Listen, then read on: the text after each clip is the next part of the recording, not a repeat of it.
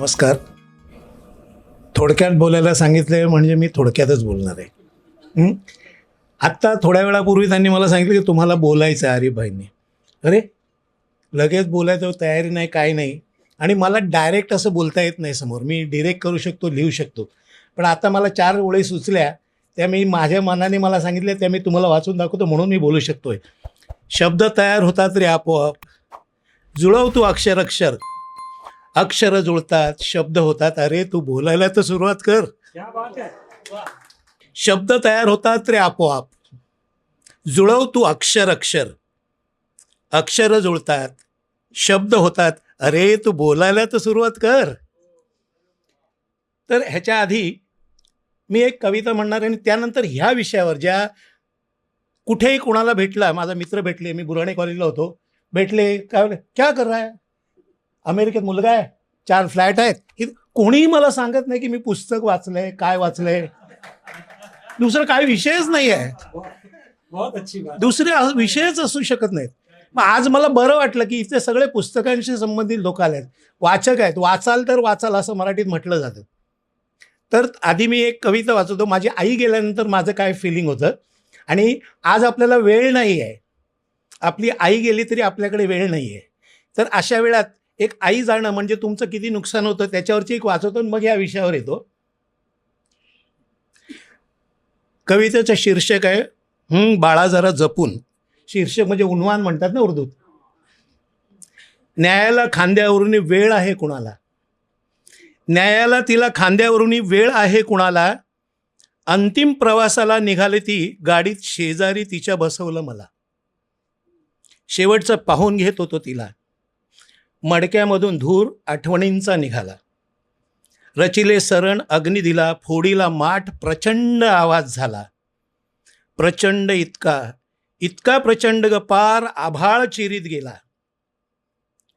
पाळ आभार चिरीत गेला. घुमत घुमत आवाजाचा प्रतिध्वनी माझ्या कानाशी आला. आता जपून हा बाळा, जरा जपून. प्रत्येक पाऊल टाकायचं आहे तुला. जपून आता बाळा जरा जपून, प्रत्येक पाऊल टाकायचं आहे तुला. श्वासागणिक तुझ्यासाठी प्रार्थना करणारा जगात कुणीच नाही राहिला. आग आग दाही दिशी, देह माझा भानावर आला. भिडला भिडला लोळ आभाळाला, देह माझ्या आईचा अनंतात विलीन झाला. काढा सांगतो ना, खांद्यावरचे आधाराचे हात काढा, एकट्याला चालू द्या मला. इथून पुढे एक एक पाऊल जपूनच टाकावे लागणार आहे मला. खरं सांगतो, श्वासागणिक माझ्यासाठी प्रार्थना करणारा या जगात कुणीच नाही राहिला. आता ह्या विषयावर येतो की इकडे बसलेली माणसं आणि तिकडे बसलेली माणसं याच्यात काही तसा फरक नाही आहे, सारखेच आहोत. तुम्ही पण श्वास तसा घ्या तर मी पण डेफिनेटली काहीतरी फरक ही माणसं करतात. इथे बसलेली माणसं डेफिनेटली, आणि त्याचं कारण वाचन आहे. नेमकं आपल्याला जे माहीत नसतं ना ते ह्यांना माहीत असतं. हां, नाही तरी पण इकडची माणसं अधिक वेगळे असतात म्हणून ती इथे आहेत. आता या माईकचे पहिले मी जर आभार मानायचे असलो तर या माईकचे आभार मानायला पाहिजेत ना मला. आयुष्यात पहिल्यांदा माझी उंची कळली हो मला. तर असं, आणि पहिल्या मी लिहित नव्हतं कधी, तर पहिलं ह्याच्यावरच लिहिलं की ह्या काहीतरी वाचनामध्ये फरक आहे. कारण माझ्या बाजूला मी नोकरी लागलो तिथं प्रलम मयेकर म्हणून मोठे नाटककार मराठीतले, तर ते नेहमी म्हणायचे person has to be well read person. आता इंग्रजी कळते कुणाला, इंग्रजीचं वांदं होतं तसं. 10वी नंतरच मी वडिलांच्या जागेवर लागलो, तेव्हा लागत होते 18व्या वर्षी. तर त्यानं ते समजून घेतलं आणि त्या अर्थाने खरं आहे. तर ते काय होतं नेमकं ते सांगतो तुम्हाला. ह्यांच्यात आणि आपल्यामध्ये बाहेरच्या माणसांमध्ये कसा फरक असतो ते.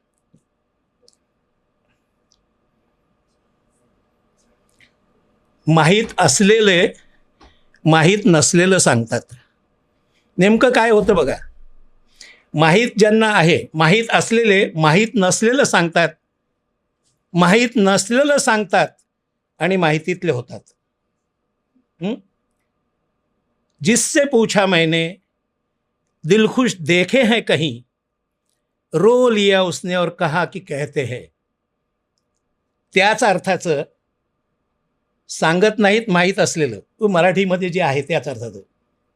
जगी सर्व सुखी असा कोण आहे, फेमस कोट आहे रामदास स्वामींची, सगळ्यांना माहीत आहे, अगदी गावात चालते. पण त्यांनी सांगितलं काय मला, की जिससे पूछा मैंने, जगी सर्व सुखी असा कोण आहे, हे आहे माहीत असलेलं. तुम्हाला सांगितलं काय त्यांनी, माहीत नसलेलं. मग आपण म्हणतो वा काय माणूस आहे, काय माणूस आहे, काय वाचन आहे, काय वाच आहे. काही वाचन आहे, आपल्यापेक्षा हुशार असल्यासारखं वाटतं. हुशार बिशार काही नसतं, ह्या हरामखोरांचं वाचन चांगलं असतं. हे पहिलं लिहिलं.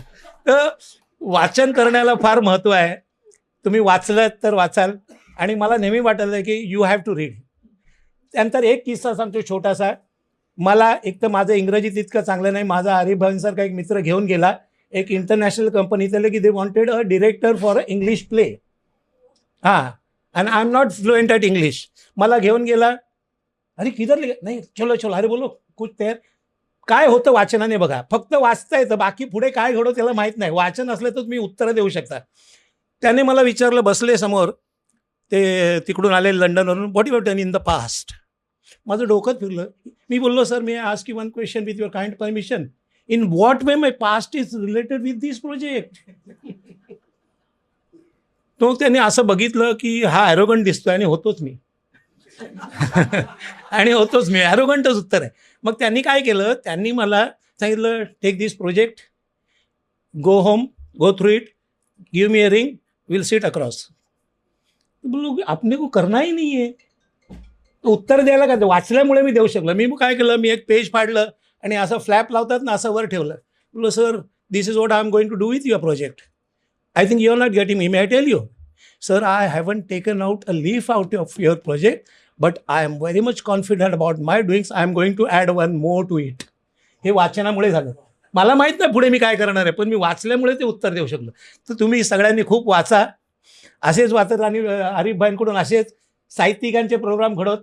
फक्त असं मला ऐकायला नाही आवडत नाही की गाड्या घेतल्या, बांगड्या घेतल्या. मी कुठलं पुस्तक वाचलं हे ऐकायला खूप मजा वाटते, आणि त्यातून जे अनुभव आपण एकमेकांशी शेअर करतो ते चांगले. तुम्ही मला इथे बोलायला संधी दिली त्याबद्दल धन्यवाद, आणि तुम्ही ऐकून घेतलं त्याबद्दलही.